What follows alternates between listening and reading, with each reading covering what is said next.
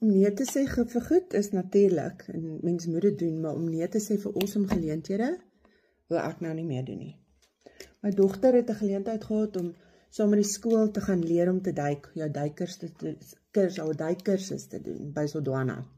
Nou Sodwana is my favouriteste plek, julle, want ek het vir 2 weke vir elke jaar van my lewe my skoolloopbaan gaan vakansie hou daar, saam met my paale en my oom en my niggies hulle, want ons was ook duikers.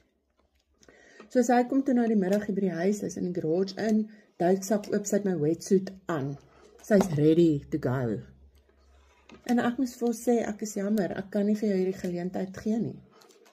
So ek is nou moeg om te sê nee vir awesome geleenthede. Nee vir ander goed, ja, maar vir 'n awesome geleentheid? Ja.